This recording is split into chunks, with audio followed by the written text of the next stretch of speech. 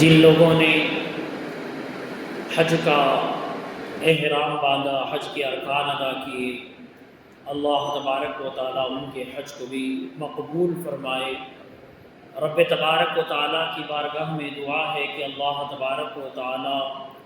ہم سب کو بھی حج کی سعادت نصیب فرمائے، مقبول حج و عمرے کی سعادتیں عطا فرمائے۔ معزز سامعین اکرام، کل عید کے موقع سے میں نے کچھ مختصر مضمون آپ کے سامنے رکھا تھا۔ ہر ایک مسلمان کو حضرت ابراہیم علی نبینا علیہ الصلاۃ والسلام کی زندگی کا مطالعہ کرنا چاہیے، اور یقیناً ہم اور آپ جب ان کی زندگی کا مطالعہ کرتے ہیں، پڑھتے ہیں یا سنتے ہیں تو یقین جانیں ہماری ایمان میں اضافہ ہوتا ہے، ہمارا ایمان مضبوط ہوتا ہے۔ اور کیوں نہ ہو کہ جس نبی نے اپنی ساری زندگی اللہ تبارک و تعالیٰ کی محبت میں گزاری، اس کے حکم و اطاعت و فرمانبرداری میں گزاری ہے، اور اللہ تبارک و تعالیٰ کی محبت میں مالک حقیقی اپنے خالق کے حکم پر اپنا سب کچھ نچھاور کر دیا، اور جو ہم اور آپ جو مالک نصاب پر قربانی واجب ہے، کوئی محبت میں جو مالک نصاب نہ ہونے کے باوجود بھی سنت ابراہیمی پر عمل کرتا ہے، اللہ تبارک و تعالی نے حضرت ابراہیم علی نبینا علیہ الصلاۃ والسلام کی اسی محبت کی عکاسی کو حضرت ابراہیم علی نبینا علیہ الصلاۃ والسلام نے جو اللہ کی محبت میں اپنے لخت جگر پر جو چھری چلائی، اس کو صبح قیامت تک اللہ تبارک و تعالیٰ نے عبادت کی شکل میں زندہ رکھا ہے، اور صبح قیامت تک کوئی مسلمان اس بات کا انکار نہیں کر سکتا کہ جو مالک نصاب ہے، جس پر قربانی واجب ہے، وہ قربانی کا انکار نہیں کر سکتا۔ جو شخص قربانی کا منکر ہو جائے پھر وہ اسلام میں داخل نہیں ہو سکتا، یعنی وہ اسلام میں نہیں ہو سکتا، وہ اسلام سے خارج ہو جاتا ہے۔ حضرت ابراہیم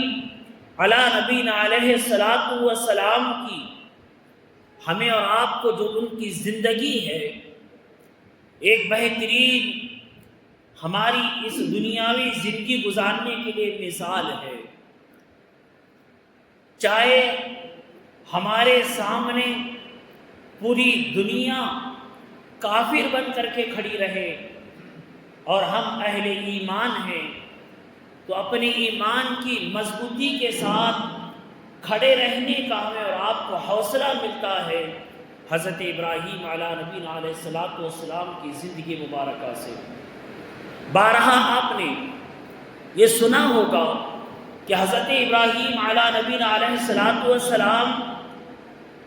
اپنی قوم سے، جس قوم کے اندر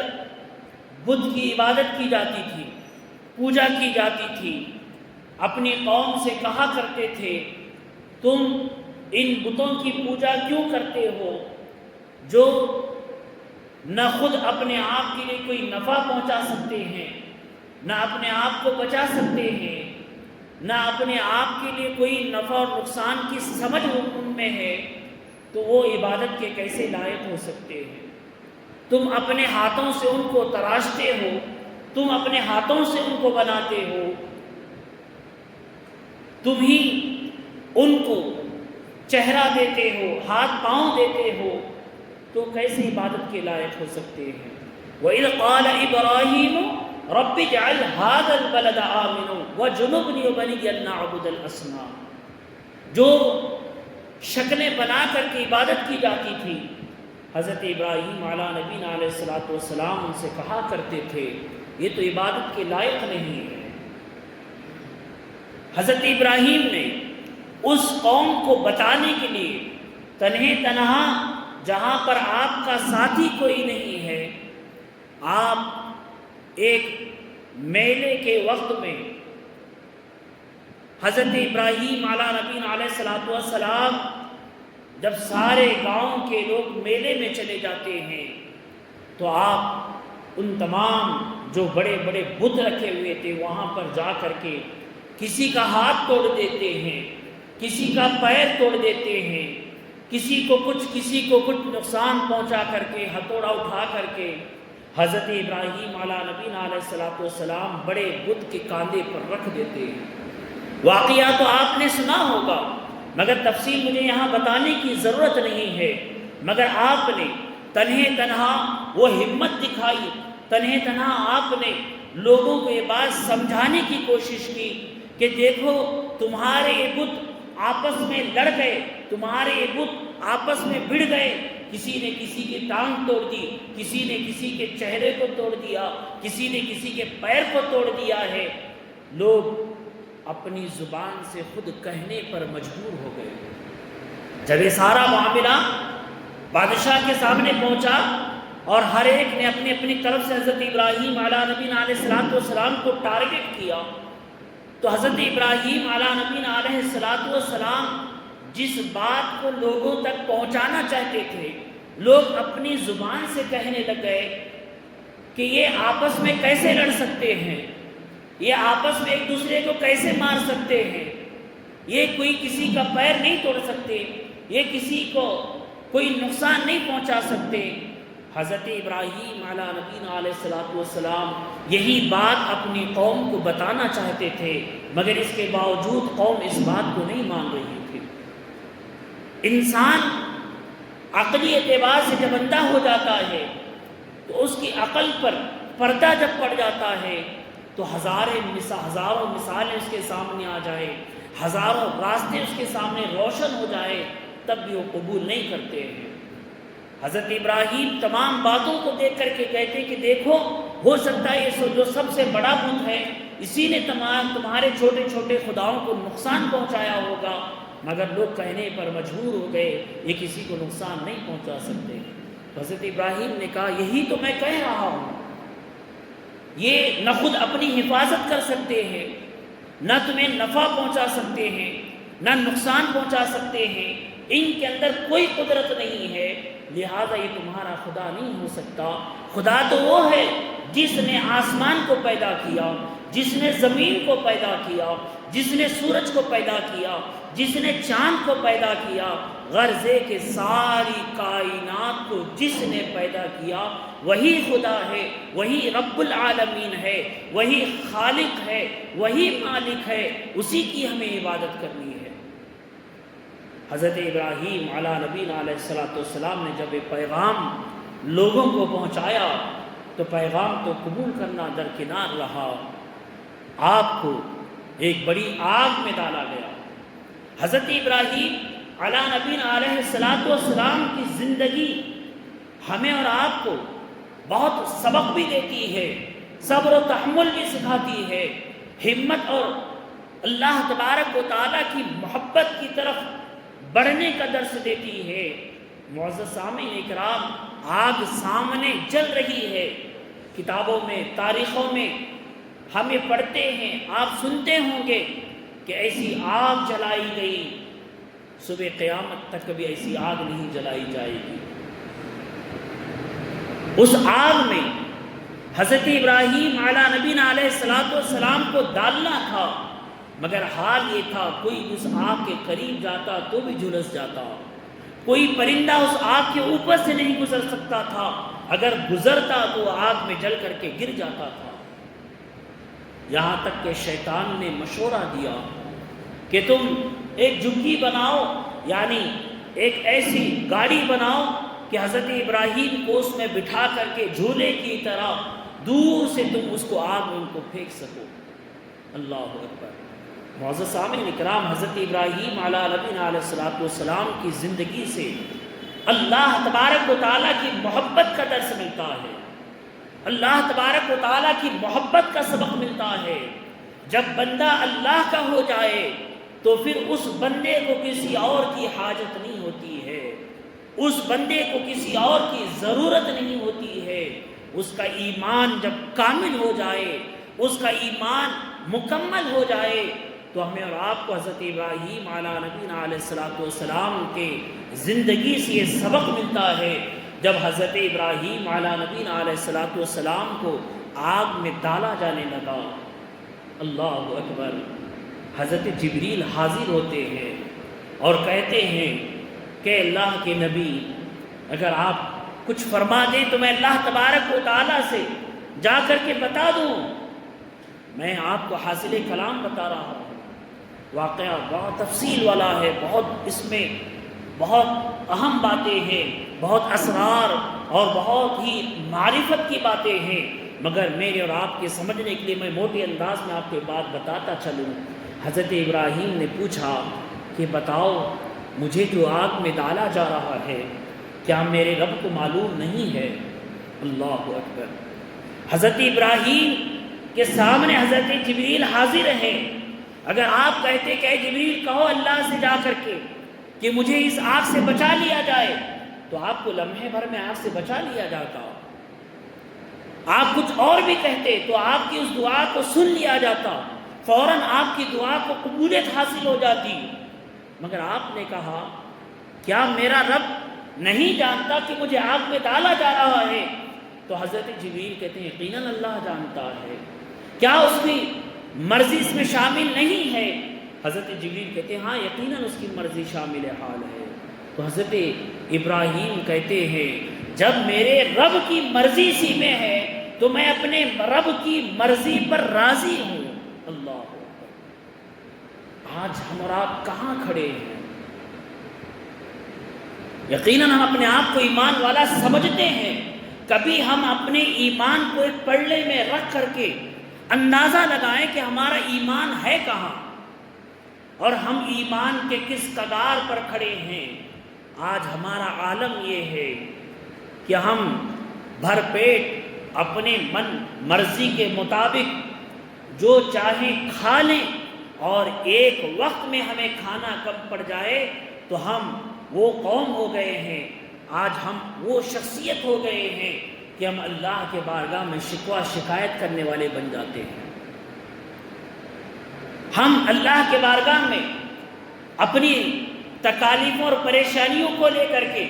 اس کے بارگاہ میں شکایت کرنے والے ہو جاتے ہیں، کیا میں نے ایسا کیا ہے کہ مجھے یہ ساری آزمائشیں آ رہی ہیں، مجھ پر تکلیفیں آ رہی ہیں، میرے ساتھ یہ معاملہ ہو رہا ہے، کیوں میری روزی نہیں چل رہی ہے، کیوں میرا دکان نہیں چل رہا ہے، کیوں میرا کاروبار نہیں چل رہا ہے؟ کیا ہم نے کبھی اپنے آپ کو یہ نہیں کہا ذرا تصور کر کے دیکھیں، سوچ کر کے دیکھیں؟ پریشانی کی نوعیت الگ ہو سکتی ہے، کوئی اولاد کی بیماری کی وجہ سے ہو سکتا ہے، کوئی اپنی بچیوں کی شادی کو لے کر کے ہو سکتا ہے، کوئی اولاد کی جو ہے تکالیف یعنی اپنے اولاد کی تکلیفوں پریشانیوں کی وجہ سے ہو سکتا ہے۔ الغرض انسان کو کوئی نہ کوئی تکلیف ضرور ہوتی ہے۔ اس تکلیف نے کبھی آپ نے یہ سوچا کہ میرا رب میری اس تکلیف میں اگر راضی ہے تو میں بھی راضی ہوں، میرا رب مجھے اس تکلیف میں دیکھنا چاہتا ہے تو میں اپنے آپ کو ثابت قدم رکھ کر کے اللہ کے حکم کے مطابق اپنی زندگی کو گزارتا رہوں گا، چاہے مجھے تکلیف ہو جائے۔ ہم اور آپ سننے کے لیے آج ہمارا عالم یہ ہو گیا ہے کہ ہم یہ سب کچھ سنتے ہیں، ایک کہانی کی طرح سنتے ہیں، کان سے سن کر کے دوسرے کان سے نکال دیتے ہیں۔ کیا ان تمام انبیاء اکرام کی زندگیوں کا مطالعہ کرنے کے بعد، سیکھنے کے بعد، سننے کے بعد کیا کچھ بھی ہماری زندگیوں میں داخل کرنے کے لیے اس میں نہیں ہے؟ ہمیں اور آپ کو اپنی زندگیوں میں ان چیزوں کو داخل کرنے کی ضرورت ہے۔ حضرت ابراہیم کہتے ہیں یا اللہ اگر تو اس بات پر راضی ہے کہ مجھے آگ میں جلایا جائے تو میں بخوشی خوشی راضی ہوں تیری رضا کے ساتھ، تیری جس میں خوشی ہے اس میں میری بھی خوشی ہے۔ آج ہم سے اتنی بڑی قربانیاں نہیں مانگی گئی ہیں، آج ہمارا عالم یہ ہو گیا ہے، ابھی قربانی دینے کے لیے ہماری نسلوں میں اس زہر کو گھولا جا رہا ہے۔ اس میں پڑھے لکھے لوگ بھی ہیں، جاہل بھی ہیں، ہر طرح کے لوگ آج ہمارے معاشرے میں نظر آ رہے ہیں، اور یہ کہتے ہوئے نظر آ رہے ہیں جانور کی قربانی دینے کی کیا ضرورت ہے۔ اپنی عقل کو ہم اور آپ دیکھ رہے ہیں کہ اسلام میں داخل کرنے کی کوشش کر رہے ہیں۔ تمہاری عقل اسلام میں جو ہے خلل ڈالے گی، تم اپنی عقل کو اسلام میں داخل مت کرو، اپنی عقل کے مطابق سوچنے مت جاؤ۔ اللہ نے جو حکم ہم پر صادر کیا اس پر عمل کرنے والے بن جاؤ۔ حضرت ابراہیم یہ کہہ سکتے تھے، یا اللہ میری آزمائش تو آگ میں جلا کر کے کیوں لے رہا ہے؟ میری آزمائش تو میرے بیٹے کے گلے پر چھری چلا کر کے کیوں لے رہا ہے؟ اللہ کی بارگاہ میں دعا کرتے تو آپ کی دعائیں بھی قبول ہو جاتی، مگر آپ کا مقصد، آپ کا منشا، آپ کا ایم ایک ہی تھا، اور وہ صرف اور صرف یہ تھا کہ میرا رب مجھ سے ہر حال میں راضی رہے، میرا رب مجھ سے ہر حال میں خوش رہے۔ اس کے لیے مجھے میرے مال کی قربانی دینے کی ضرورت آئے تو میں مال کی بھی قربانی پیش کروں گا، جان کی قربانی دینے کا وقت آ جائے تو جان کی قربانی پیش کروں گا، اولاد کی قربانی دینے کا وقت آ جائے تو اولاد کی قربانی پیش کروں گا۔ اور یہ باتیں میں جو بول رہا ہوں ایسے نہیں ہے کہ حضرت ابراہیم علیہ نبینا علیہ الصلوۃ والسلام نے صرف کہا ہے، بلکہ آپ نے اپنی عملی زندگی طور پر ان تمام چیزوں پر عمل کر کے دکھایا ہے۔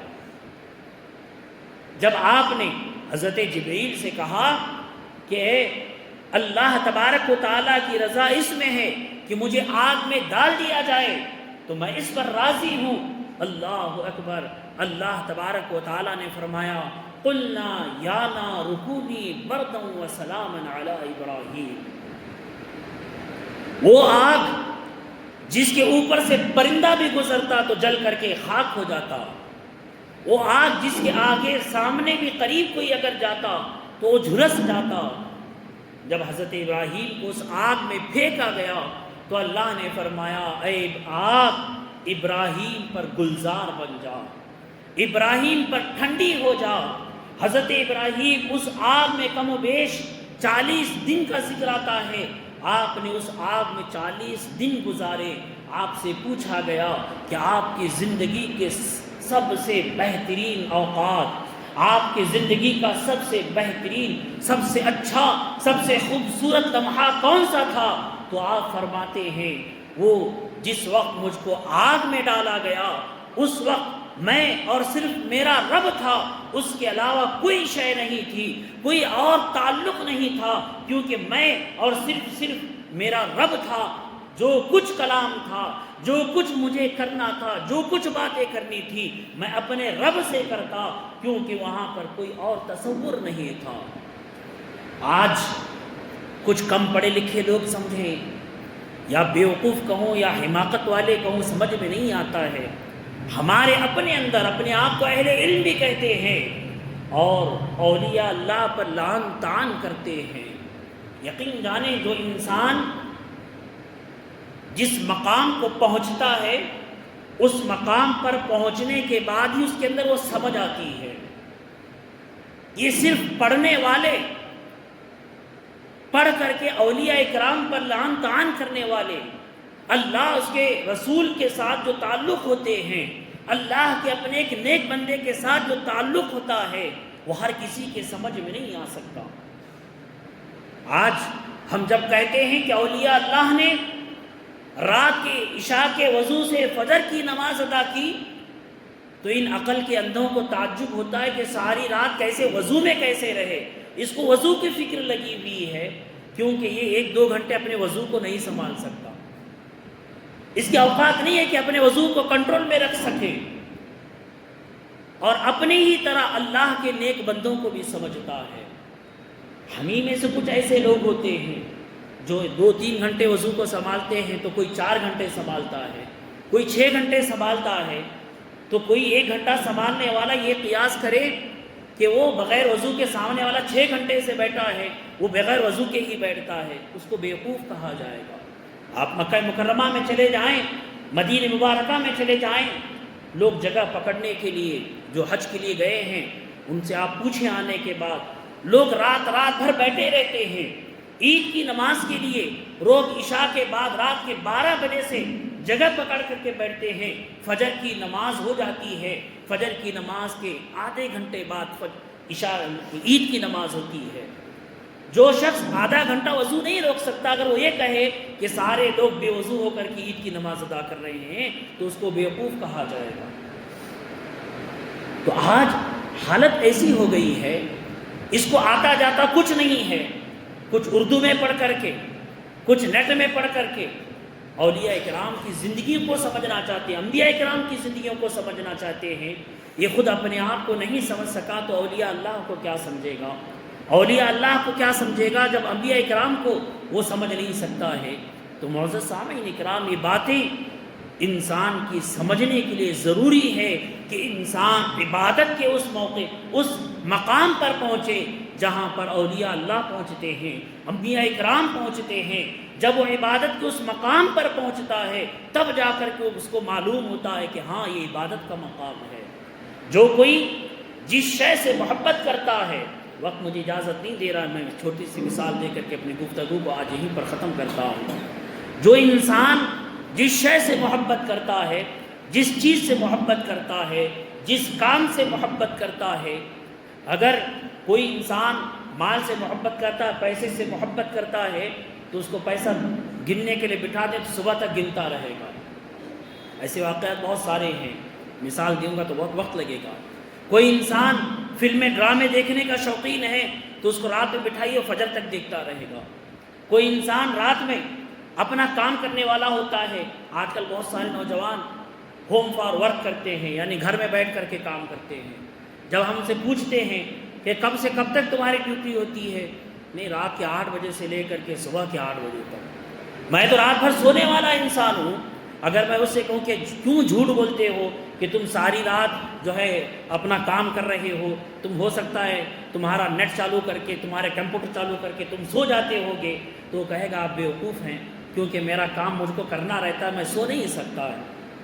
تو اسی طریقے سے یہ دنیاوی کام تو تمہارے بڑے آسانی سے سمجھ میں آتے ہیں، جب تمہاری سمجھ میں اللہ والوں کی باتیں نہیں آتی ہیں، انبیاء اکرام کی باتیں نہیں آتی ہیں، تو تم بیوقوف اپنے آپ کے اوپر کیوں قیاس کرتے ہو انبیاء اکرام کو، اولیاء اکرام کو؟ وہ حضرت ابراہیم علیٰ نبینا علیہ الصلوۃ والسلام تھے جنہوں نے 40 روز کم و بیش اس آگ میں گزارنے کے بعد کہا کہ میری زندگی کے سب سے بہترین وقت تھا، میرے زندگی کا سب سے خوبصورت وقت تھا، کیونکہ میں ہمتاً اللہ تبارک و تعالیٰ کی یاد میں لگا ہوا تھا۔